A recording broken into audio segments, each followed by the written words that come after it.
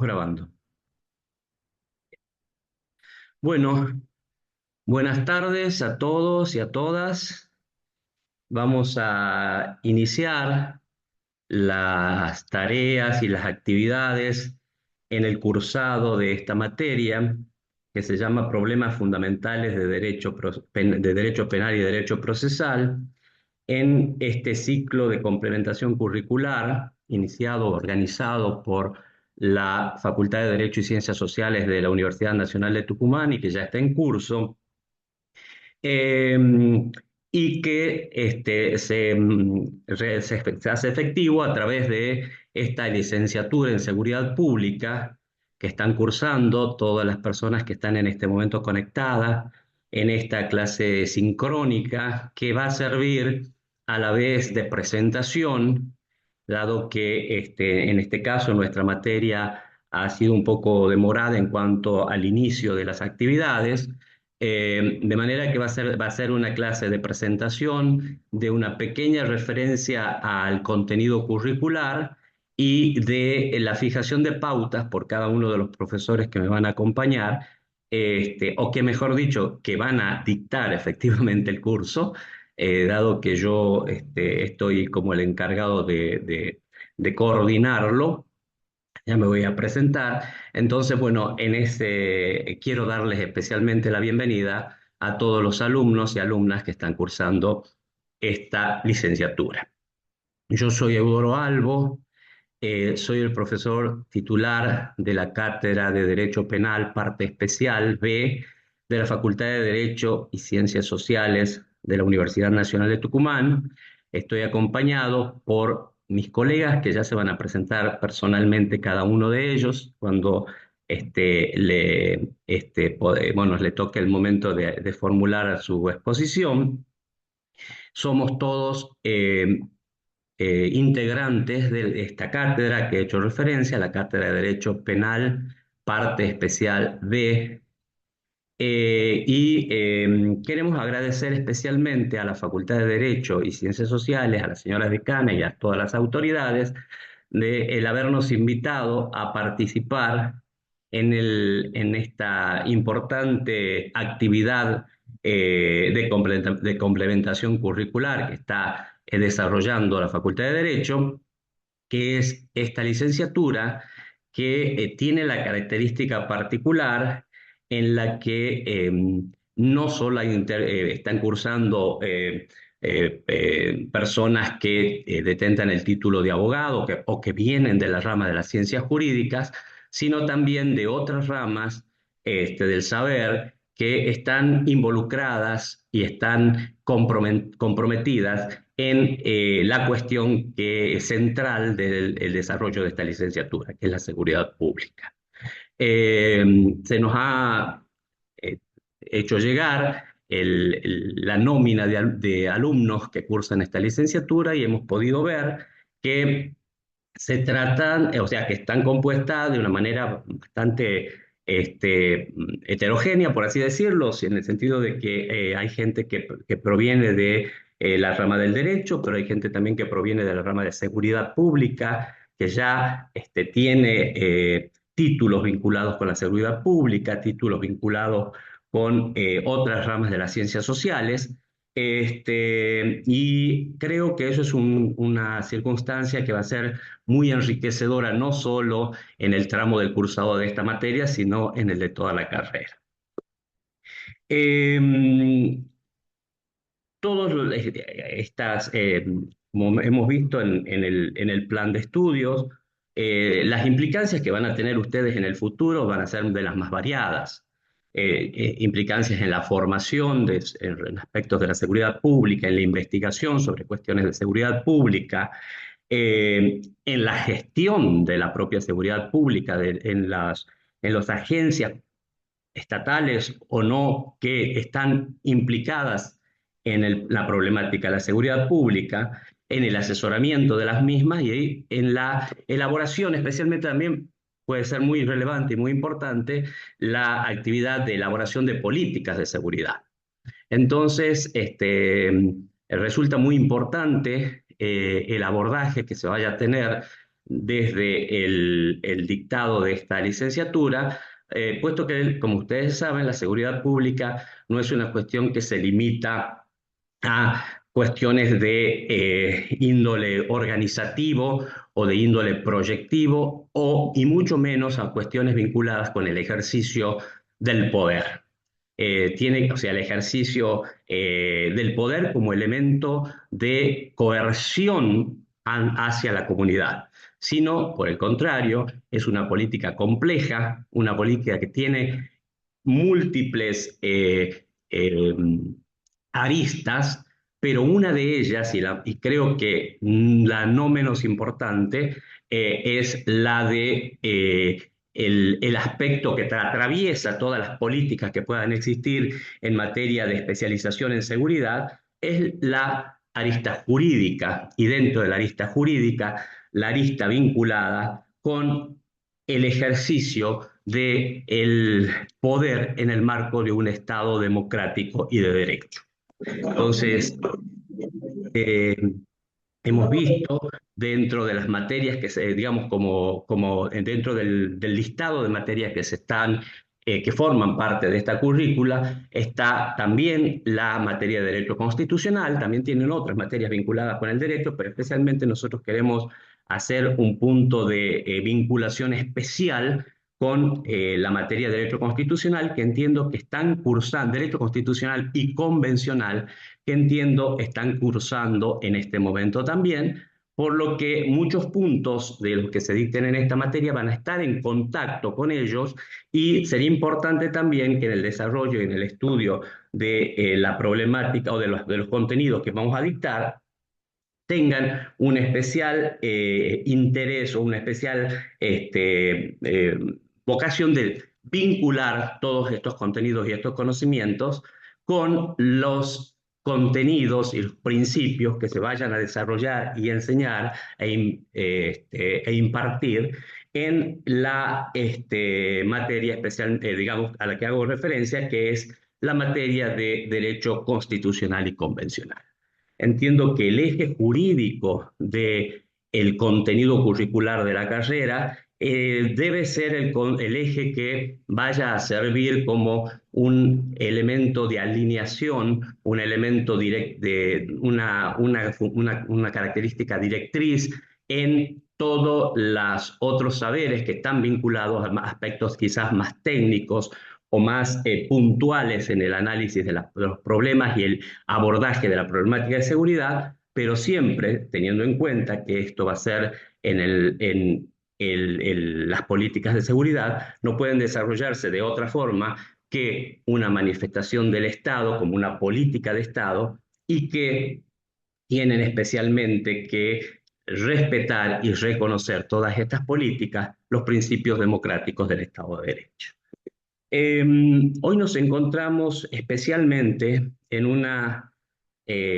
con un fenómeno por todos conocidos y permanentemente publicitado y discutido y analizado, y que genera especiales polémicas, que es el problema de la inseguridad. La inseguridad en una comunidad, en un país, en un mundo en el que aparentemente, o no aparentemente, sino que se verifican situaciones que producen y generan conmoción en las comunidades, y que obviamente generan reclamos sociales por todos sabidos y por todos conocidos, de alguna respuesta que se debe dar a estas problemáticas de seguridad. Esta problemática se ve incrementada especialmente en los últimos años por el influjo, digamos, por las condiciones del nuevo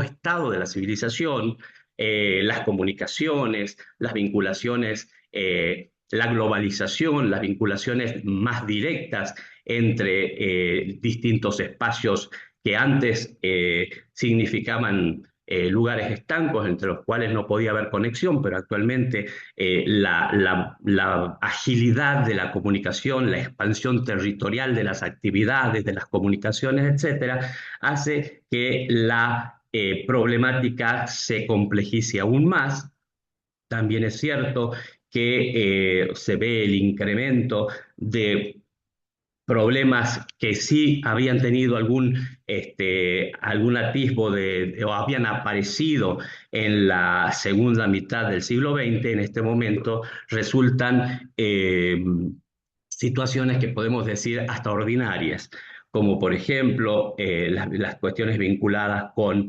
el tráfico internacional de estupefacientes, las cuestiones vinculadas dentro de un mismo país con la problemática del narcotráfico, las cuestiones vinculadas con el tratamiento, digamos, las acciones vinculadas con el tráfico de personas, con la explotación de personas, el problema del terrorismo, que tiene sus aspectos o aristas internacionales, pero también vinculan o pueden generar problemáticas internas o específicamente que deben ser abordadas en un determinado país.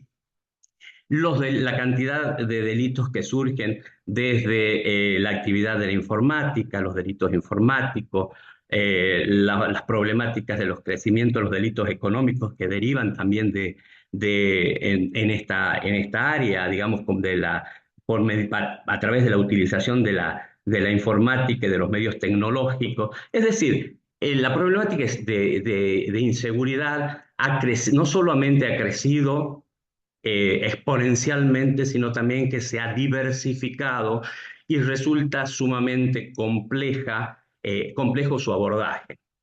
De manera tal que no es una cuestión simple, no es una cuestión fácil, no es una cuestión que pueda ser abordada de una manera unívoca y desde una sola disciplina. En ese sentido, debo destacar que en esta licenciatura hemos podido observar que hay una diversidad de materias y una diversidad de profesionales que van a dictar esta materia, de manera que se trata de abordar de la manera más eh, amplia posible y más eficaz posible todas las aristas que presenta la problemática de la inseguridad.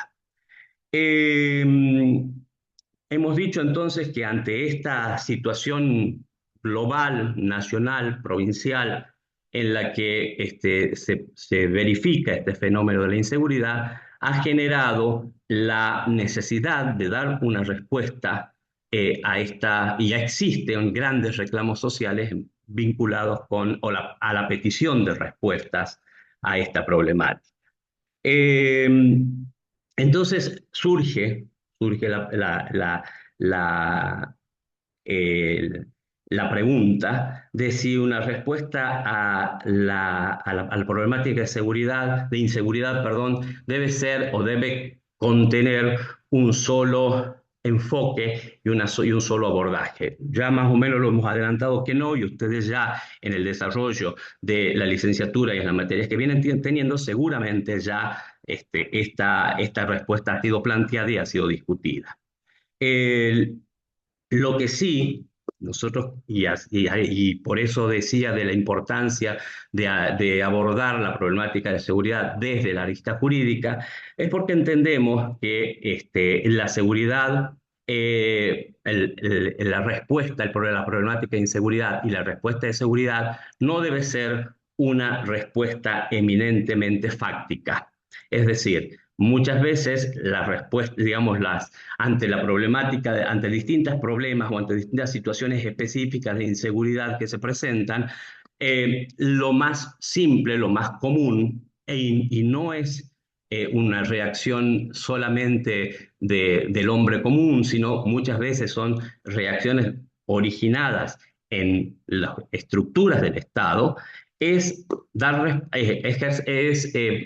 respuesta vía reacción fáctica, reacción espasmódica, reacción que muchas veces trasunta en acciones concretas del ejercicio del poder fáctico o en acciones muchas veces también legislativas o normativas que implican una reacción eh, que implican una reacción no fundada en los principios constitucionales del derecho, del Estado, perdón, de un Estado de Derecho.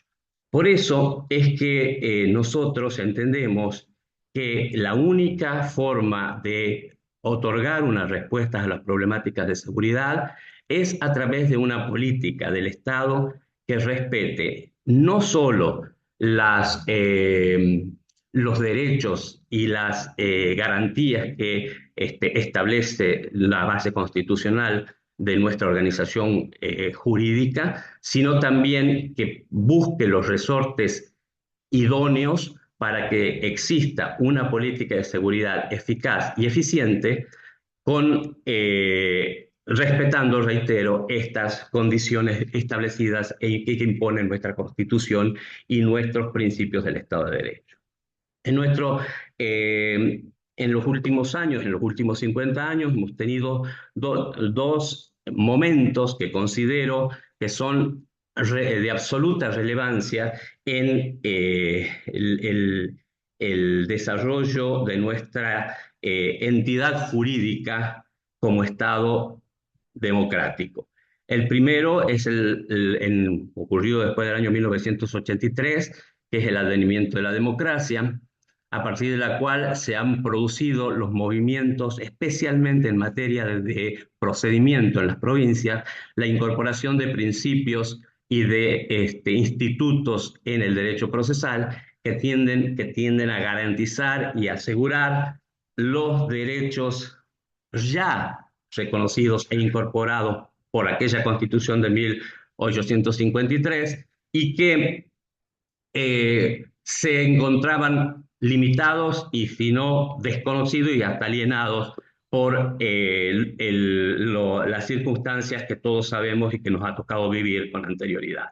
Entonces, el advenimiento de la democracia ha generado un movimiento especial en las reformas legislativas tendiente al aseguramiento de las garantías constitucionales ya reconocidas en la Constitución con el restablecimiento del orden democrático y el restablecimiento de la vigencia constitucional.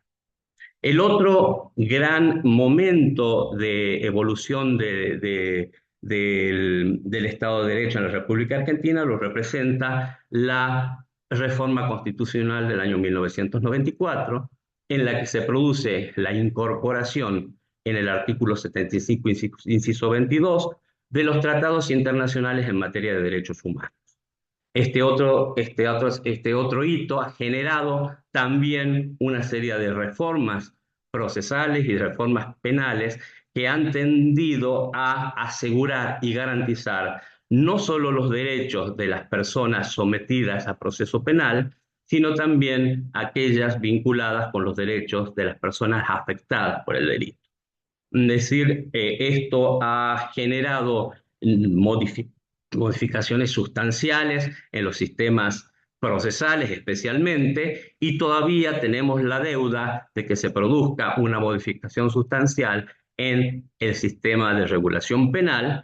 Como ustedes saben, nuestro Código Penal está permanentemente siendo objeto de reformas o de modificaciones que le podíamos denominar parches o de respuestas espasmódicas y específicas a alguna problemática de seguridad que se presenta en ese momento, pero no ha tenido, si bien existen proyectos, una reforma integral que aborde de manera orgánica, de manera completa y de manera racional la problemática de la respuesta punitiva a la problemática de la inseguridad.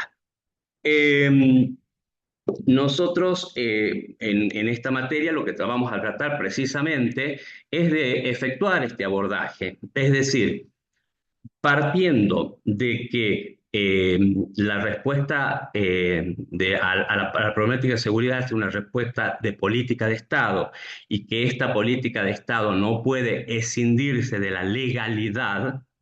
Esa legalidad representada en nuestro caso por la legalidad penal, la legalidad procesal y la legalidad de ejecución penal, ya me voy a referir un poco a esto cuando haga la presentación de los ejes que va a abordar esta materia.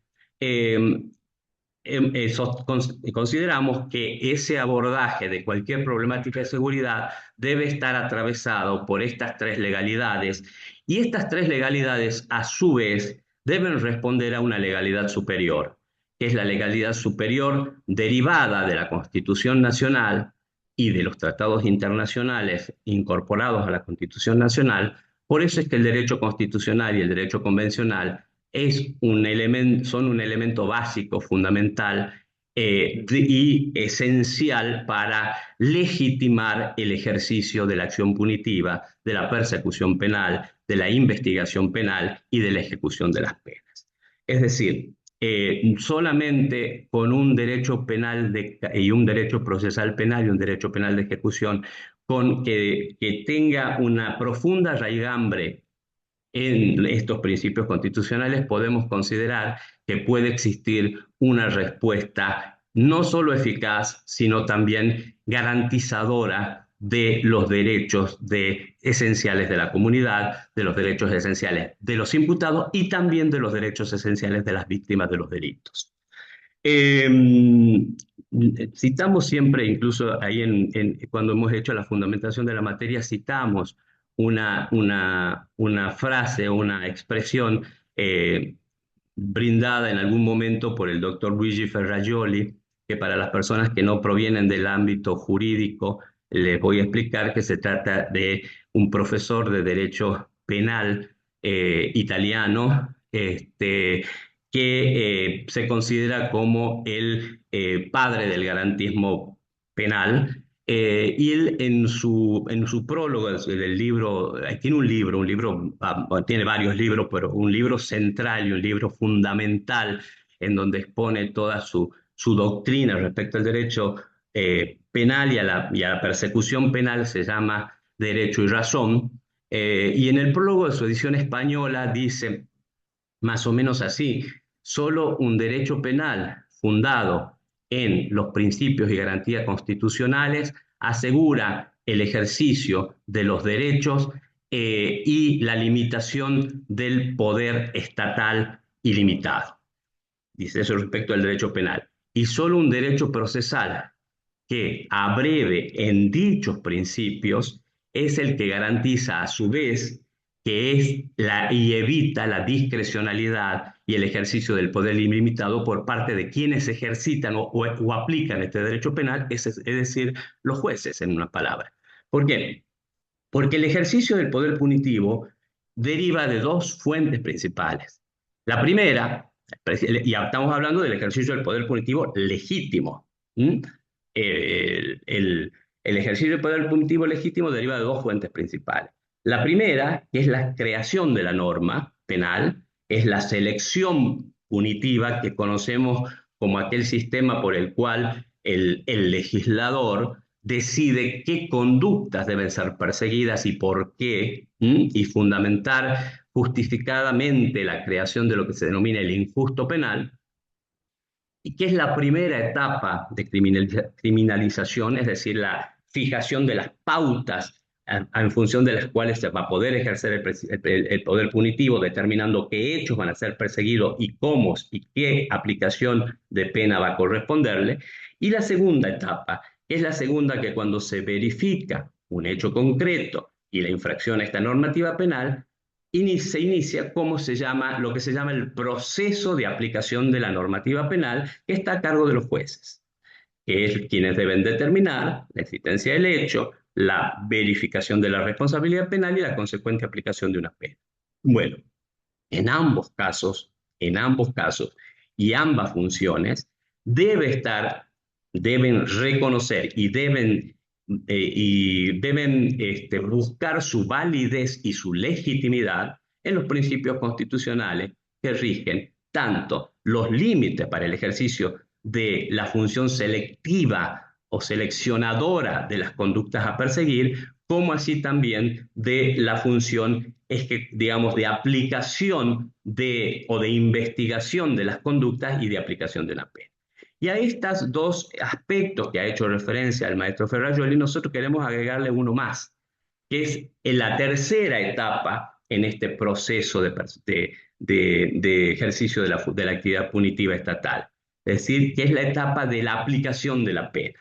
Entonces vamos a tener no solamente el periodo de selectividad penal efectuado por el legislador y la determinación de la punibilidad y los límites que debe reconocer ese legislador para que su función sea legitimada y reconozca los principios constitucionales que informan el Estado de Derecho, y no solo las limitaciones que tienen los jueces o el ejercicio de la función jurisdiccional persecutoria en el caso del Ministerio Público y jurisdiccional en el caso de los jueces, para hacer efectivas esas disposiciones creadas por el legislador, sino también una vez concluida esta etapa e impuesta la sanción prevista en la disposición punitiva, surge la otra etapa, que es la etapa de la ejecución penal.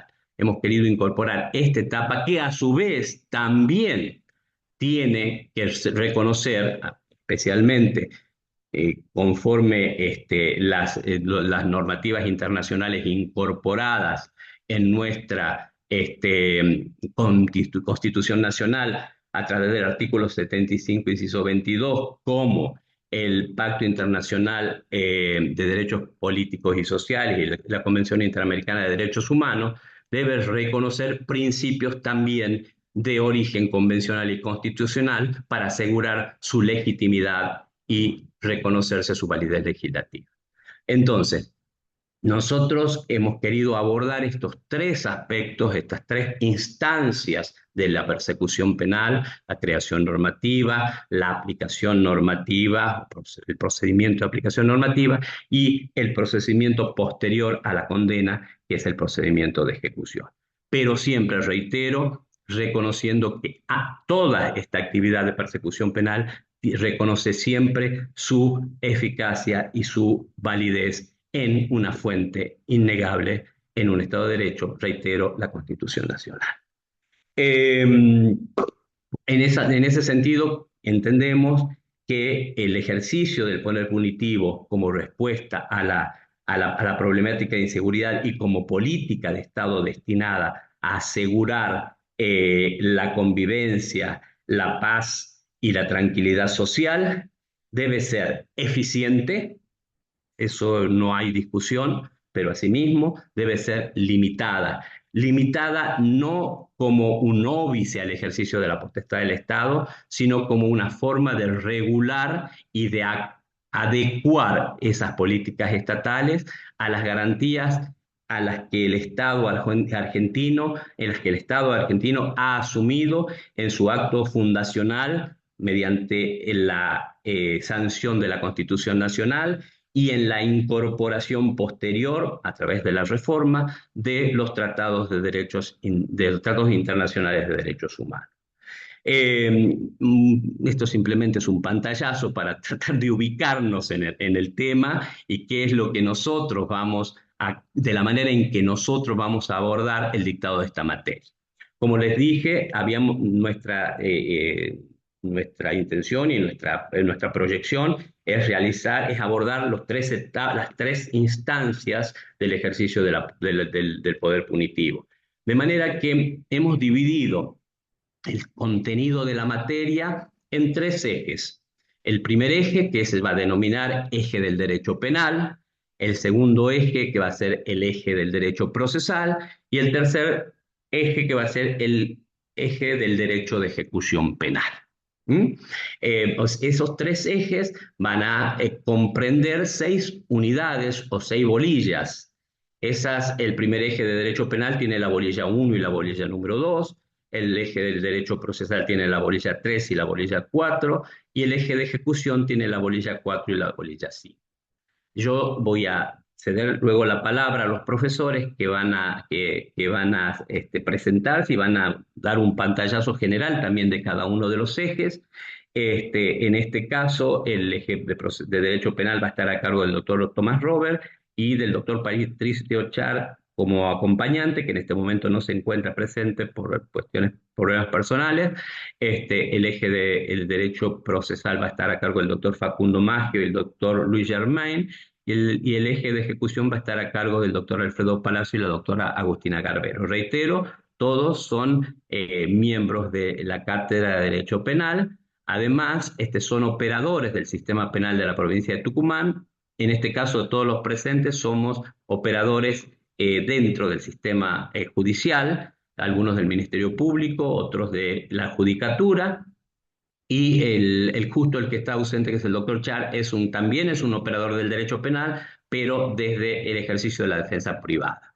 Eh, Ellos van a darnos las pautas del dictado. Yo solamente quiero adelantar que, atento a las cuestiones de tiempo y el cronograma que tenemos fijado y que estamos empezando un poquito tarde con el dictado de esta materia, la idea es, a fin de poder, bueno, ya que tiene un carácter virtual este cursado, y que las actividades virtuales pueden ser digamos, realizadas en cualquier momento por ustedes, ¿no? Pueden ser asincrónicamente ejecutadas. Vamos a dictar de manera simultánea los tres ejes. Entonces, vamos a tener en la primera parte del dictado de la materia, vamos a tener la bolilla número 1 del eje de penal, la bolilla número 3 que corresponde a la primera bolilla del eje procesal, y la bolilla número 5 que corresponde a la primera bolilla del eje de ejecución. Esas tres bolillas van a ser dictadas simultáneamente. Una vez que se haya cumplido con el dictado de esas bolillas, se van a dictar las otras bolillas siguientes, es decir, la bolilla 2, la bolilla 4 y la bolilla 6, correspondiente a cada uno de los ejes a los que hemos referido. Eh, También ellos la única cuestión que va a quedar pendiente es la cuestión que vamos a comunicar en su oportunidad, que va a ser el modo de evaluación. Se habían previsto algunas técnicas de evaluación para el dictado de la materia, pero no quiero decir la palabra desgraciadamente, sino que afortunadamente, por un lado, de que haya mucha concurrencia, pero también implica una problemática al momento de efectuar la evaluación, el número que hay. De manera que estamos por decidir qué sistema de evaluación vamos a tener. Seguramente se vaya a hacer una actividad, habíamos planeado originariamente una actividad por cada eje, lo que implicaría, atento al número de alumnos, una complicación no solo para ustedes, sino también para poder manejar una cantidad tan grande de evaluaciones. De manera que seguramente va a ser una evaluación única para los tres ejes, en los cuales vamos a ver si hacemos una actividad que implique una actividad evaluativa de respuestas que respondan a los requerimientos de los tres curriculares y de materia, digamos, de contenido de los tres ejes, o vamos a permitir, y eso va a ser un poco una sorpresa para ustedes, que ya lo vamos a comunicar, vamos a permitir que hagan una elección de uno de los ejes, y que, si bien deben cursar todo y hacer las actividades, porque las actividades que se realicen van a ser controladas durante el cursado, que la evaluación final sea electiva y cada uno de ustedes determine en qué eje va a realizar la actividad final. Haga una elección de qué eje le resultó más interesante, o cuál eje es más acorde a sus intereses o a sus actividades, y la actividad final puedan elegir. Pero eso lo vamos a comunicar a medida que se vaya desarrollando el cursado. Yo simplemente con estas palabras no he querido introducirme ni en la materia, ni en materia, sino simplemente explicitar por qué es nuestra intención de abordar de esta manera el dictado de la materia, cuál es la importancia que considero que debe tener, cuál es la orientación que va a tener, que, reitero, es una orientación de análisis del poder punitivo como un instrumento para asegurar la seguridad pública, pero un instrumento limitado, reglado, que, reitero, reconoce su validez exclusivamente en las disposiciones y en el contenido sustancial de nuestra Constitución y de nuestro derecho convencional incorporado a la Constitución Nacional a partir del año 1994. Bueno, yo no quiero extenderme demasiado porque les voy a quitar espacio a quienes verdaderamente tienen que hablar. Reitero, Yo voy a estar a cargo de la coordinación del dictado de la materia. Ustedes van a tener, bueno, ustedes creo que ya tienen el manejo del aula virtual. A través de esa aula virtual se van a desarrollar todas las actividades. Vamos a tener una nueva clase sincrónica el día 18 de mayo, pero esa sí ya va a ser una clase sincrónica de contenido, que ya se les va a comunicar sobre qué materia o sobre qué tema va a recaer. Simplemente reitero, a pesar de que de que me extendí, porque ese defecto por ahí tiene uno, de extenderse más del tiempo que tenía previsto para hablar, y yo voy a ceder la palabra a los responsables de cada uno de los ejes para que efectúen la presentación. Muchas gracias y ahora le voy a ceder la palabra al doctor Tomás Robert, que es el que está el encargado de la coordinación del eje de Derecho Penal. Por favor, se presenta, doctor Robert, previamente, ya que solamente he dicho su nombre. Muchas gracias, doctor Albo. Bueno, primero un saludo muy grande a todos los integrantes de este cursado, a las autoridades universitarias que están presentes y a mis compañeros de cátedra. Como bien lo dijo el doctor Albo, soy también integrante de la Cátedra de Derecho Penal 2B de la facultad. Formo parte de ese cuerpo docente y en este caso en particular he sido asignado para dar un módulo que es el módulo de Derecho Penal, un módulo que está dividido en tres ejes. Fundamental, el primero para comprenderlo, que es la estructura del sistema penal. Este sistema penal que tiene agencias exclusivas como núcleo duro. Vamos a explicar cada una de ellas, su función, su rol.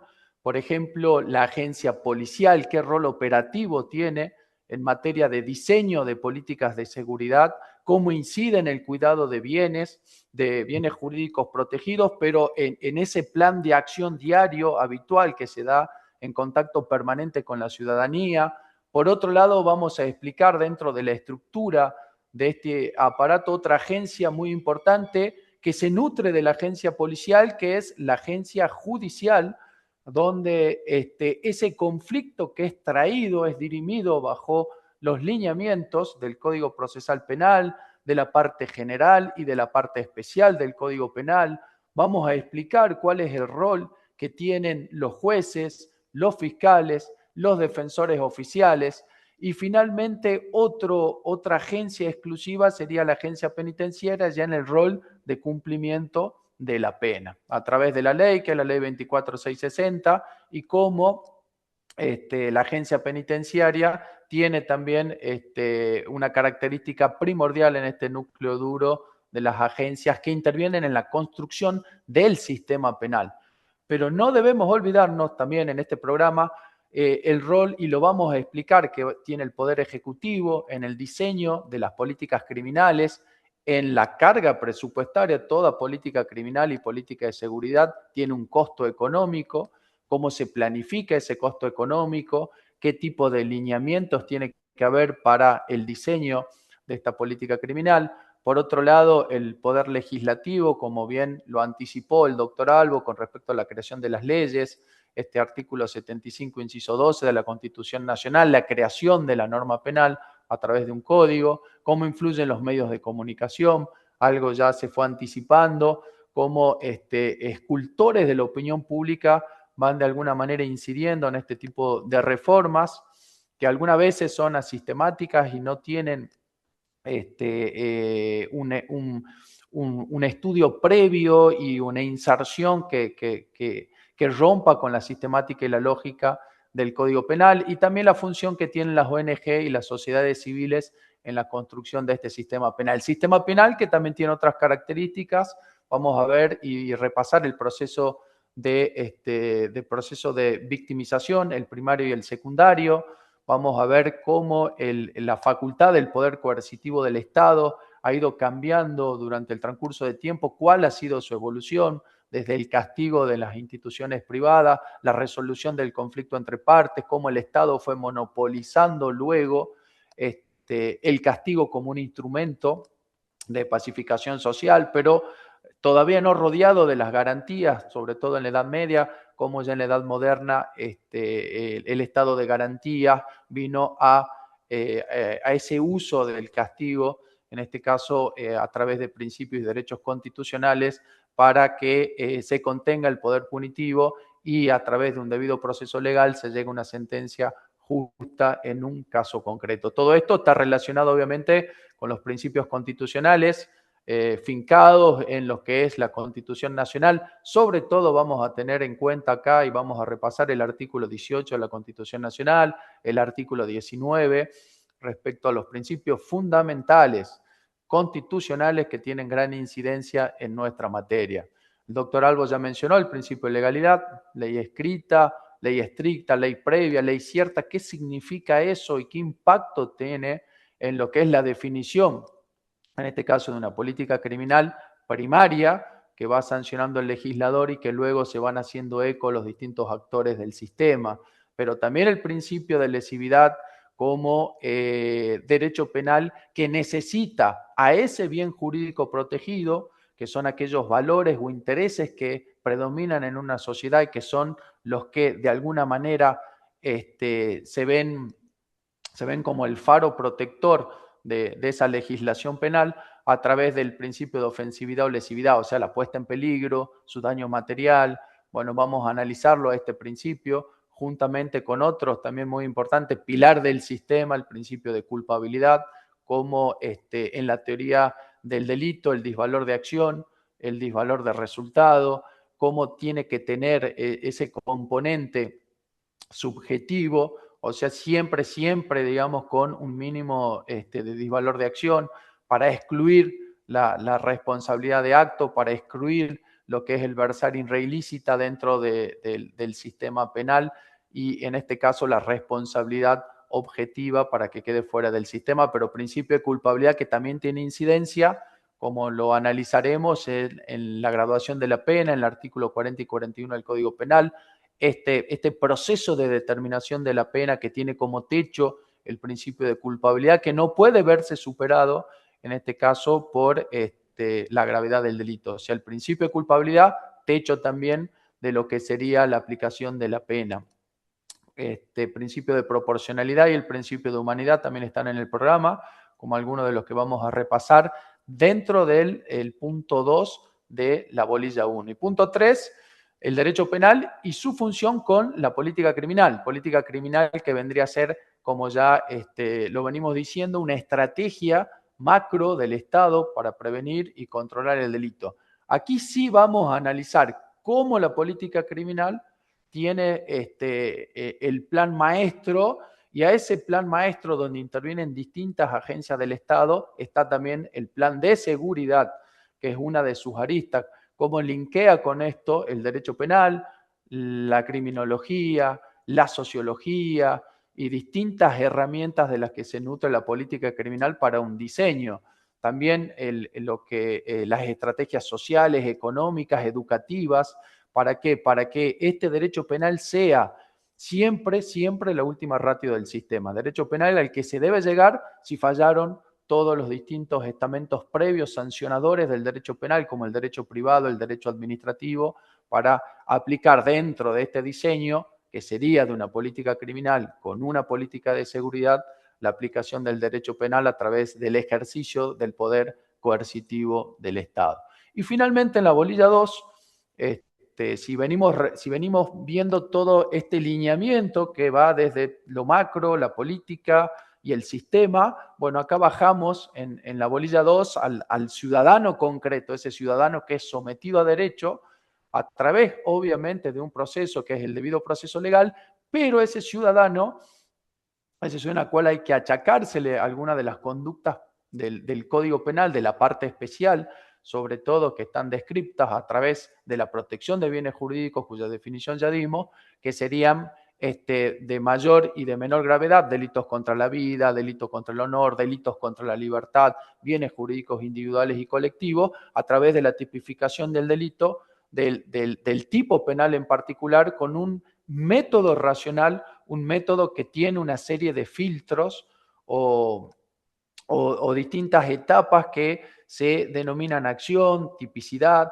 antijuricidad y culpabilidad. Y vamos a repasar qué significa cada una dentro de lo que podría ser una explicación, obviamente, traída al llano y sin grandes profundidades, porque, como bien lo dijo el doctor Albo, estamos ante un alumnado que es heterogéneo y entonces la complejidad la vamos a tratar de bajar muchísimo y repasar a grandes rasgos qué significa cada uno de estos filtros de la teoría del delito para aplicar ese tipo penal después de la construcción del sistema, de la política, cómo bajaría a un ciudadano en concreto.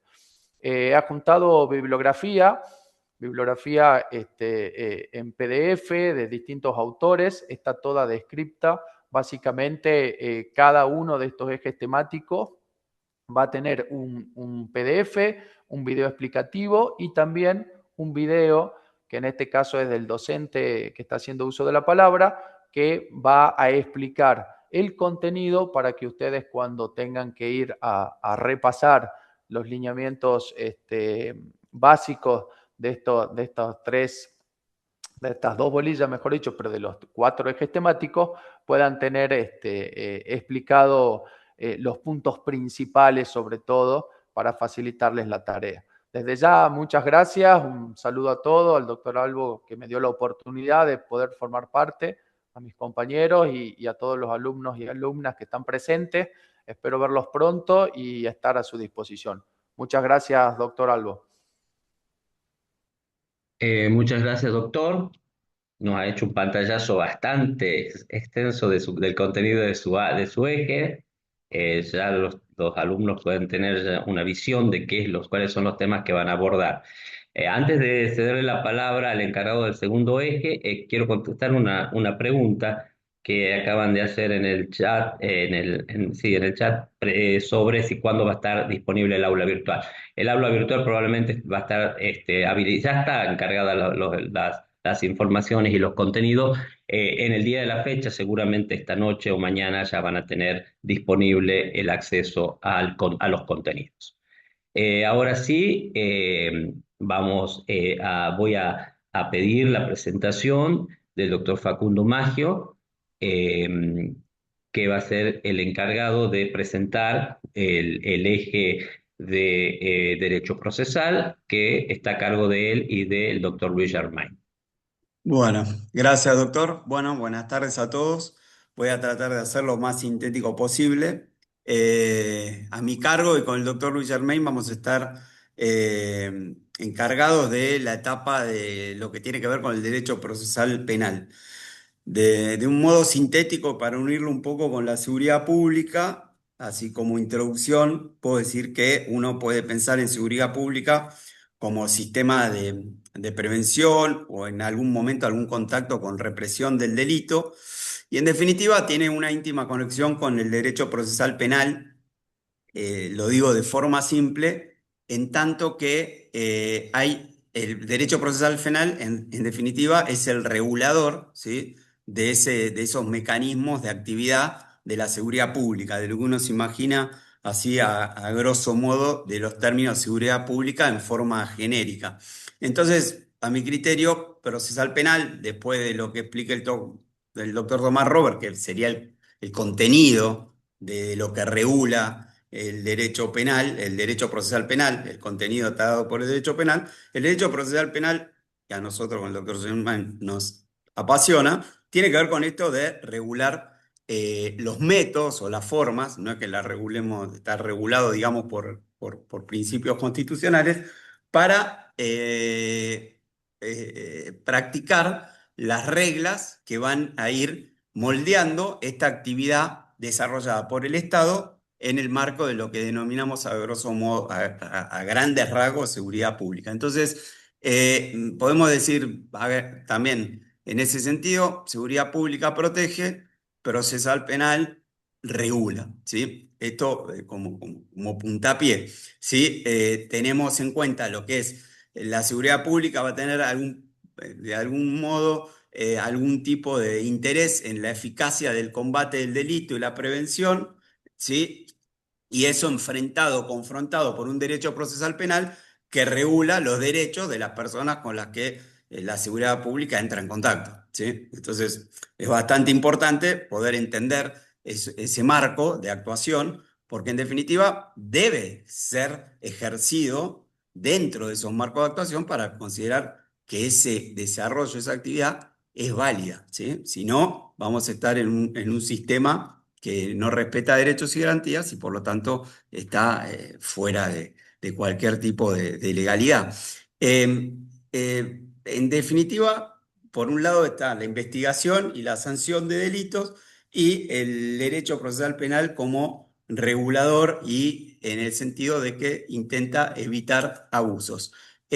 No puede haber un concepto de seguridad pública sin tener en claro los conceptos básicos del derecho procesal penal, ¿sí? Entonces, en definitiva, más allá de conocer el contenido que es el derecho procesal penal es básico, ¿sí? Y también es importante que ustedes lo tengan presente, no solo para cuestiones relativas con la seguridad pública, sino por el simple hecho de poder entender, ¿sí? Cuando alguien le comunica una actividad de los funcionarios de la Fuerza de Seguridad, una actividad mediática, ¿no? Que escuchamos conceptos como prisión preventiva, le formalizaron cargos a una persona, el fiscal lo acusa. Entonces, poder dividir lo que es una etapa incipiente de investigación, entender los principios de inocencia, entender, por ejemplo, a simple vista, que más allá de ser abogados o no, que las cuestiones relativas a la prisión preventiva, si una persona está en prisión preventiva, no tiene nada que ver, no es una persona condenada, ni que si está libre a los 2 días de investigarse un hecho, significa que está sobreseída o desvinculada. Sí, algo que básicamente tenemos que tener algún tipo de conocimiento para entender, ¿sí? Entender lo que son no solo cuestiones de seguridad pública, sino al simple momento de escuchar las noticias, ¿no? Entonces, esto lo digo a grosso modo, lo vamos a ir viendo, a tratar de hacer lo más entretenido posible este eje, ¿sí? Porque es el que vemos todos los días, ¿sí? Procesaron, una pericia dio positiva, están las huellas, tiene prisión preventiva, apelaron la condena, el juicio es nulo, no tiene defensa, vulneran el principio de inocencia, está en prisión preventiva, está condenado, está libre, impunidad. ¿No? Mezclar todo, lamentablemente, no ayuda a poder entender o trabajar desde el lugar que nos toque, ¿sí? Esto con un poco de claridad, ¿sí? No hace falta ninguna profesión específica para entender conceptos básicos del proceso. Todos los días que se sienten frente a la información mediática de un caso, generalmente se tergiversa todo, ¿sí? Se tergiversa mucho la información y por lo tanto, lamentablemente, la sociedad se encuentra conmovida, ¿no? Por este tipo de informaciones que no reflejan la realidad de lo que sucede en el ámbito judicial, ¿sí? Este ámbito judicial y procesal penal que regula en definitiva procedimientos, regula investigaciones de delitos y regula también la imposición de una consecuencia legal cuando una persona es considerada responsable de un delito. Ahí vamos a la etapa, a la etapa final de un procedimiento que es una condena y las consecuencias, ¿sí? Van a estar tratadas por el último eje de este bloque, que es la etapa de ejecución. Nosotros con el doctor Germain lo dividimos en dos partes, dos bolillas, como anunció el doctor Albo en forma sintética, tratando de hacer todo lo más sintético posible, pero que no por eso que no sea claro. En primer lugar, vamos a ver cómo fueron avanzando históricamente este tipo, los procedimientos, los sistemas inquisitivos, acusatorio adversarial, que es el que está en nuestra actualidad. ¿Cuál es la intervención ciudadana? Ustedes van a escuchar o van a ver en películas o van a escuchar el juicio por jurados, de qué se trata, cuál es la intervención de la sociedad en esa etapa de decisión de la responsabilidad de una persona o no. Ustedes habrán visto hasta en películas, culpable o no culpable, ¿sí? Si eso se da, no se da, si se da mucho o poco en algunas provincias, qué demanda. Vamos a ver los principios que rigen el sistema, el principio de inocencia. Ustedes van a escuchar principio de inocencia, una persona no debe ser declarada culpable hasta que una sentencia, sí, sí, sí, pero ¿eso significa que una persona no puede ser sospechosa? Sí, sí puede ser sospechosa. Sospechosa es igual a culpable, no, para nada. Pero una persona por ahí está más comprometida con un hecho que otra, porque tiene algunas personas que dicen, este señor cometió un delito. Son conceptos básicos, la carga de la prueba, el principio de la duda razonable, ¿sí? Cómo opera a favor del imputado, los sujetos que intervienen en este sistema actual, el fiscal, el defensor, el querellante, la víctima, el juez, cómo fue cambiando de rol en los diversos sistemas. Eh, Eso básicamente también para que entiendan las facultades también del fiscal. Hoy por hoy tiene un rol muy importante. Siempre es el titular de la acción pública, el responsable de investigar, de llegar a la recolección de evidencia para poder, bajo criterio de objetividad, poder llegar a acusar a una persona para que con certeza un tribunal pueda condenarlo. Bueno, esos son los sujetos principales del proceso. Y con la evolución histérica va a conformar la primer bolilla de este eje y la segunda bolilla va a tener que ver más con las etapas propias de la investigación. Va a estar una denuncia, cómo una persona puede llegar a dónde para denunciar un delito, cuáles son las facultades de la fuerza de seguridad y cuáles del Ministerio Público Fiscal, porque a ver, la fuerza de seguridad va a ser un auxiliar de justicia y una vez que se hace una denuncia, el titular de la acción es el Ministerio Público Fiscal. ¿En qué momento se tiene que poner en conocimiento del Ministerio Público Fiscal las actuaciones? Pero no porque para evitar que la fuerza de seguridad, porque así lo impone la ley. ¿Qué facultades tiene el Ministerio Público Fiscal? Las salidas alternativas, el momento donde lo sientan una persona y es el primer momento clave donde decimos se formula una acusación. Ese es un momento donde la defensa empieza a ensayar su ejercicio de defensa, una etapa de la investigación, que es, digamos, una etapa central, se le puede decir investigación penal preparatoria, una etapa intermedia, que es la puerta de entrada de un juicio oral, el juicio oral propiamente dicho, la etapa de sentencia, es decir, el tribunal que tiene que decidir, y los momentos recursivos, ¿sí? Que prevé el sistema procesal. Es decir, ante una condena y ante una absolución, cuáles son los recursos que pueden proceder para llegar a lo que en definitiva va a ser, entendiendo todos los conceptos anteriores y no confundiéndonos con qué significa cada cosa, llegar a una sentencia definitiva. Entonces, cuando llegamos a ese momento, en caso de una condena, luego llega la etapa de ejecución, por eso es el último eje, ¿sí? De este curso. Entonces, esto sintéticamente, para mí, procesal penal, por algo está en el medio, ¿sí? Porque en definitiva a mí es apasionante, sin procesal penal, a mí la parte penal, la ejecución, ninguna existiría, es donde confluye todo, donde se deben respetar garantías, donde se canaliza un poco lo que es una acusación y los hechos, ¿no? Yo lo que les puedo adelantar es que nunca pierdan de vista que en el proceso penal se investiga un hecho de naturaleza criminal, ¿sí? Y entonces, para dilucidar si una persona es responsable o no de ese hecho. Y en definitiva, bueno, vamos a usar como material, para hacerlo más simple posible, el nuevo Código Procesal Penal de Tucumán, cualquier tipo de manual de derecho procesal y cualquier manual de derecho procesal penal, ¿sí? Y nosotros vamos a estar a su disposición realmente para que puedan aprovechar y hacer las consultas que consideren. Algunas las sabremos responder, otras nos mandarán a estudiar ustedes, porque generalmente está muy enganchado, hace preguntas que uno dice, bueno, no la sé, o sea, la verdad que lo que me presentás es algo bastante inédito, entonces, pero tratar de darle respuesta que en realidad es lo más importante. Entonces, con esto básicamente es un repaso, una breve introducción de lo que va a ser las clases. Si las queremos hacer bien prácticas, si ustedes no... lo mejor es que ustedes puedan preguntar y de esa forma se hace más dinámica y más práctica las charlas, ¿no? Un poco porque en definitiva es intercambiar ideas y sí dar pantallazos de lo que, bueno, sí nosotros consideramos por la práctica que tenemos, lo que nos pasa día a día en tribunales. No lo había informado, pero el doctor Germain trabaja en el Ministerio Público Fiscal, yo en la parte jurisdiccional de la provincia de Tucumán. Entonces, bueno, desde nuestra práctica vamos a poder realizar nuestras posiciones, nuestras críticas, él hacia mí y yo hacia él, de cómo es el Ministerio Público Fiscal, cómo es la jurisdicción, que trabaja, cómo no trabaja, cómo deciden, cómo no decidimos. Bueno, en definitiva, que sea bien práctico para todos, ¿sí? Bueno, con esto dice consulta para los alumnos que somos otra provincia, se podría trabajar.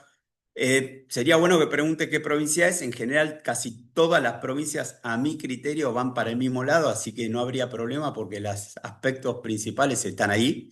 Así que, por supuesto, y si tienen sí, Corrientes tiene adversarial, creo. Así que, y cualquier duda nos avisan, ¿eh? Pero sí, en principio sí, creo que va nuevo. Creo que Corrientes tiene, y Santiago del Estero, vos sabés, Luis, si tiene. De paso, yo ya terminé, le doy la palabra a Luis y no sé si Santiago del Estero lo tiene, el adversarial. Bien, adversarial sí, también hay pocas provincias que Tienen, no lo tienen, tienen. Tienen, ¿no? Santiago. tienen, Santiago tiene. Bueno, te dejo, Luis, para saludar y estamos a su disposición. Muchas Bueno, gracias por la yo lo paciencia. mío es breve. Gracias, Facu. Creo que ha sido claro, digamos, en todo lo que es el alcance, el contenido y cómo está diseñado la planificación de nuestro eje, que va, por supuesto, de la mano con lo que ya explicó el doctor Tomás y el doctor Eudoro. Yo simplemente decirles que la idea es que con todos los actores, con todo el juego puesto sobre la mesa, entendiendo ya los diferentes perfiles que tenemos en el cursado, esto no va a estar dirigido a modo de un aprendizaje de plazos, un aprendizaje de un procedimiento técnico jurídico puro y exclusivo para abogados, sino como herramientas generales para que cada uno desde el rol que ocupe o que le toque ocupar el día de mañana en un proceso penal, tenga el andamiaje, tenga el panorama completo de qué le puede tocar y de qué manera debe transitarlo con las reglas del juego. Lo que en definitiva vamos a ver nosotros en este eje son eso, cuáles son las reglas con que debe jugar este juego que es el derecho penal en un ámbito donde la seguridad pública viene a ser el bien principal a tutelarse. Les agradezco el tiempo, gracias a todos los colegas. Los dejo con el doctor Palacios. Bien, bueno, ya nos gracias, doctor Maggio y doctor Germain. Ahora el doctor Palacio va a ser, juntamente con la doctora Agustina Garbero, tienen a cargo la parte, el eje correspondiente a la ejecución penal, así que le voy a hacer la palabra al doctor Palacio para que haga la presentación correspondiente. Gracias, Eudoro. Buenas tardes a todos. Mi nombre es Alfredo Palacios. Yo trabajo actualmente en el Ministerio Público Fiscal, en la Fiscalía de Robo y Hurtos número 4 como auxiliar fiscal. Y anteriormente estuve un paso breve, por así decirlo, en la Fiscalía de Ejecución Penal. Así que he participado, digamos, como parte del Ministerio Público Fiscal, en lo que es la ejecución penal. Bueno, ya recién acá como han tratado un poco mis colegas de cátedra, ya después del momento del juicio, el dictado de una sentencia, tenemos lo que es, digamos, propiamente la sentencia condenatoria y posterior privación de libertad.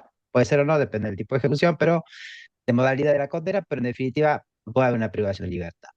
Es decir, estudiamos lo que es la ejecución penal, que se basa en una norma a nivel nacional, que es la 24660. Es decir, acá vamos a tratar de un poco de tratar de cómo el Estado administra y lleva a la práctica esa privación de la libertad.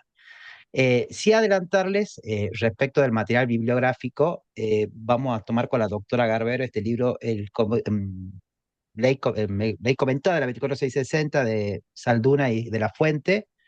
Este lo vamos a tomar como base, solamente esto.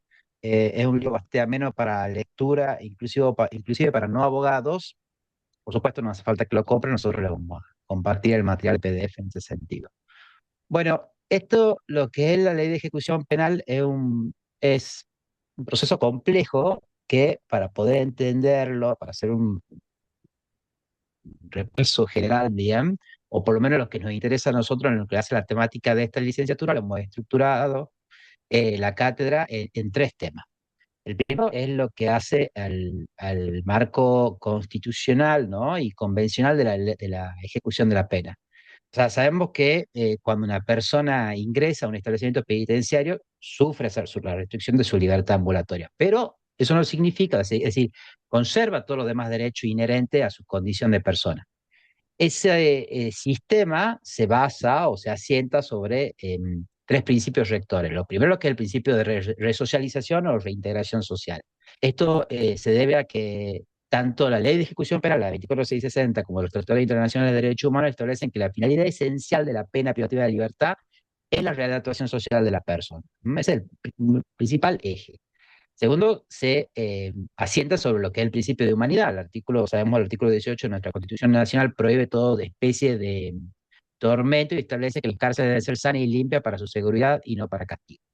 Y por último, lo que es lo que conocemos como el principio de judicialización, es decir, la administración de las prisiones, sabemos que están a cargo del Poder Ejecutivo, ¿bien? O sea, acá tenemos muchos alumnos que son del servicio penitenciario que forman parte del Poder Ejecutivo, saben de lo que estoy hablando, pero también saben, o sea, sabemos todo que la ejecución de la pena se encuentra siempre sometida al control permanente del juez de ejecución penal. Es decir, toda decisión que modifique sustancialmente las condiciones de cumplimiento de la condena, otorgamiento de salidas transitorias, libertad anticipada, todos los beneficios, lo que fuera que nosotros conocemos, los institutos de la ley 2460, siempre requieren autorización judicial. Son principios de judicialización impregna en todo esta, en la ley 24660. Bueno, tenemos dos principios más que también vamos a estudiar, que es el principio de legalidad, un poco ya hablo acá recién eh, Tomás al respecto, y lo que es el principio de igualdad ante la ley. El segundo tema que vamos a tratar, es decir, tenemos estos 5 principios que vamos a estudiar. Después tenemos lo que es el principio de progresividad e individualización de la pena como segundo tema a tratar. Sabemos que el cumplimiento de una condena no se entiende como lo dicen los libros, ¿no? Un encierro estático hasta el último día. ¿Por qué? Porque sabemos que un regreso brusco a la sociedad resulta contraproducente con este fin resocializador. Por eso, la ley 24660 toma este principio, lo que se llama el principio de progresividad, que en definitiva consiste en ir atenuando, ¿no? Gradualmente las restricciones del encierro a medida que la persona evoluciona favorablemente en su tratamiento o debiera hacerlo. Esto funciona como un sistema de incentivos, donde la persona adquiere mayores grados de libertad y responsabilidad en función de su esfuerzo. Los que están en esta materia saben de que el régimen se divide en 4 grandes periodos, no, para que simplemente lo tengan presente: de observación, tratamiento, prueba y el periodo de libertad condicional. Es decir, que para que el penado, la persona privada de libertad, avance en esos periodos, requiere un análisis individualizado y lo conocemos la calificación, una calificación trimestral basada en 2 parámetros: lo que es la conducta, que es básicamente el acatamiento de las normas disciplinarias, y el famoso concepto, esta ponderación objetiva de la evolución personal, y lo más grande, el famoso informe que conocemos a los que hemos operado en esto, el informe de pronóstico de realización social. Bien. Y por último, vamos a tratar, y ya con esto voy terminando, unos debates constitucionales respecto sobre restricciones legales o restricciones de los beneficios de los penados, específicamente lo que hace el artículo 14 del Código Penal y el 56 bis de la ley 24660. ¿Por qué vamos a ver esto? Porque a pesar de que la ley 24660 tiene un diseño progresivo, hubo diversas reformas legislativas que han endurecido ese sistema así, es decir, hubo reforma de la ley 24660 que marcaba ciertas restricciones para que las personas, para que los penados, los condenados accedan a ciertos beneficios. Hablando ya especialmente el artículo 5, reitero, el 56 de la ley de ejecución penal, que excluye de los beneficios de salidas transitorias y regímenes de prelibertad a todas las personas condenadas por, ya vamos a ver cuáles son esos delitos, pero son normalmente los más graves: los homicidios agravados, delitos sexuales, secuestro extorsivo, todos los delitos con resultado de muerte en su gran mayoría. Y en paralelo tenemos el artículo 14 del Código Penal que prohíbe, además de otorgar libertad condicional, a las personas, aparte de estos delitos, las personas declaradas reincidentes, es decir, que pone estos valladares. Bueno, esto por supuesto ha generado toda una gran discusión doctrinaria y jurisprudencial respecto a la constitucionalidad o inconstitucionalidad de estas dos normas. ¿En base a qué? En base a estos principios que nombré anteriormente. Por supuesto, entre otros principios, pero en lo que hacen, lo que está impregnado en la 24660, estos principios de igualdad ante la ley, progresividad, principio de humanidad, etcétera, etcétera. En síntesis, la ejecución de la pena es un escenario, como dije, ¿no? Complejo, donde tensionan permanentemente la necesidad de seguridad y retribución estatal, por un lado, lo que exige la sociedad, un poco lo que ahí recién comentaba Tomás, y, y todo siempre impulsada o instada por este derecho penal mediático de lo que nos habla Zaffaroni, ¿no? Y por otro lado, tenemos en esta puja estos mandatos constitucionales de humanidad y de reinserción social. Y bueno, el gran desafío, y entiendo yo por lo que estamos acá, es estudiar estos sistemas jurídicos que de alguna manera tratan de administrar ese equilibrio entre esas dos pugnas en forma racional. Eh, bueno, eso brevemente, una pequeña introducción del contenido teórico de lo que vamos a tratar de este eje, que es muy práctico, muy administrativo, muy interesante para tratar. Seguramente vamos a poder escuchar mucho de los alumnos acá, experiencia de lo que hacen, digamos, del día a día de la ejecución de la pena. Por lo menos yo lo aprendí en ese sentido cuando estuve mi paso en la Fiscalía de Ejecución Penal. Y bueno, y por supuesto ahora le voy a dar la palabra a mi colega, la doctora Garbero, para que nos comente brevemente algunos aspectos de esta bolilla. Gracias. Bueno, muchas gracias, buenas tardes para todos. Gracias por haberse conectado y gracias a la universidad en la que yo he estudiado y me he formado, así que para mí es un placer volver de este lado y bueno, muchísimas gracias también a la cátedra por haberme convocado. Yo soy abogada, trabajo en el Poder Judicial. En este momento he trabajado en el Ministerio Público Fiscal también, en las fiscalías, investigando específicamente robos y hurtos, pero hoy en día me desempeño como asistente de doctrina y jurisprudencia de un juez del Colegio de Jueces y Juezas Penales, que es lo que antes se conocía como el relator.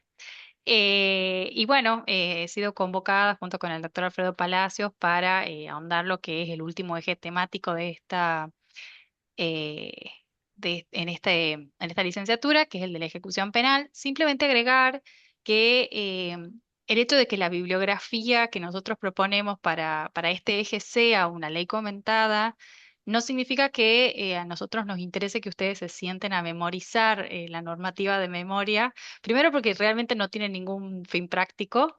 Se los digo yo, que leo los códigos todos los días a pesar de que los aplico permanentemente. Y además porque la forma en la que nosotros hemos propuesto que eh, estudiar todo lo que hace a la ejecución penal, es decir, primero abordando lo que son los principios, habiendo ya estudiado los ejes anteriores, teniendo las garantías constitucionales como norte, es justamente que lleguemos al último de las bolillas, en donde ya nos interiorizamos en cuestiones o en problemáticas más puntuales, ¿no? Y en estas críticas y fallos jurisprudenciales, justamente con un espíritu crítico y reflexivo.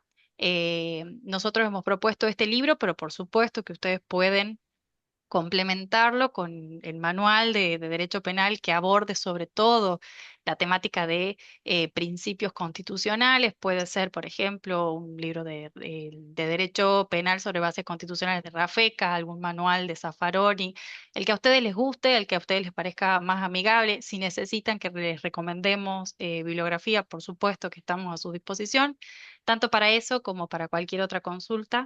Y bueno, muchas gracias. Esperamos realmente cumplir con todas sus expectativas y queremos escucharlos. Realmente, sobre todo, nos han informado que hay mucho personal del servicio penitenciario en lo que hace particularmente a este eje. Creemos que todas sus experiencias van a ser sumamente enriquecedoras para nosotros como operadores incluso de la justicia y para todos los compañeros que quizás no frecuentan, digamos, esta etapa de ejecución en su día a día, así que desde ya esperamos con contar con su experiencia. Muchas gracias.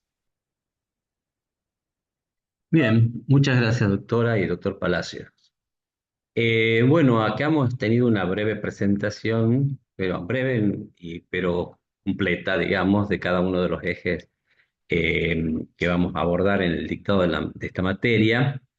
Yo lo que estuve viendo, por una cuestión práctica, que hay muchas consultas, especialmente vinculadas con los alumnos que son de otras provincias, sobre si sus códigos pueden ser utilizados. Respecto del procedimiento, quiero aclarar que se van a trabajar especialmente y de todo, ¿no? En general, pero el procedimiento, que es lo que distingue a las provincias, se va a trabajar más bien con elementos conceptuales y con principios. Las normas procedimentales van a ser como accesorias, entiendo, según lo que manifestó el doctor Maggio, de manera que lo ideal sería que hagan la consulta particular a cada uno de los docentes del eje que corresponda de las dudas que pudieran surgir. Vamos a vamos a habilitar un foro de consultas en cada uno de los ejes, de manera que ustedes remitan la pregunta o la consulta a cada eje, y el docente responsable o el otro docente que lo acompaña responda las inquietudes que puedan tener y se les aclaren las dudas sobre el cursado. Eh, yo por ahora voy a terminar con mi participación. Voy a estar permanentemente en contacto con los docentes, si es necesario en algún momento que participe de alguna actividad o que intervenga en alguna cuestión que se suscite a lo largo del desarrollo de la materia. Lo voy a hacer, pero quiero aclarar, ahí había una interferencia. Quiero aclarar que el dictado va a estar a cargo de los docentes que se acaban de presentar. Yo simplemente quiero hacer una última y una pequeña reflexión, que como pueden haber advertido todos los que han escuchado las presentaciones, en este abordaje de las tres etapas que consideramos deben ser presentadas en el ejercicio del poder punitivo del Estado, eh, y que, reitero, no son sino un aspecto esencial y fundamental, pero solo un aspecto en la política de seguridad. La política de seguridad no responde, reiteramos, no se debe específicamente a leyes ni a aplicación de leyes, sino que es una política compleja que implica el ejercicio de lo que se denomina una política criminal amplia, que abarca distintos aspectos de la vida social, pero sí que esta arista o este elemento vinculado con el ejercicio, con la función legiferante y la función jurisdiccional del Estado, resultan centrales y fundamentales como límite del ejercicio del poder punitivo. Me refería que en las presentaciones distintas que han hecho de cada uno de sus ejes los profesores, pueden haber advertido ustedes que existe una impronta común en todas ellas, que tienen un lineamiento de principios comunes y que están vinculados específicamente con el reconocimiento de que toda política criminal, como lo dije anteriormente al iniciar la presentación, debe responder a los principios de un Estado democrático de derecho. Y en esto yo quiero hacer una referencia a que la pena y el ejercicio del poder punitivo, según las doctrinas de los autores, cumplen funciones. Por eso se habla de una función preventiva, una función preventiva general, una función preventiva especial de la pena, pero la pena no es el modo exclusivo del ejercicio o de asegurar la seguridad pública. La seguridad pública, reitero, es una política criminal, una política de Estado compleja, y reitero, los ejes que nosotros vamos a abordar son simplemente el límite al ejercicio punitivo en el marco de esa política amplia de seguridad.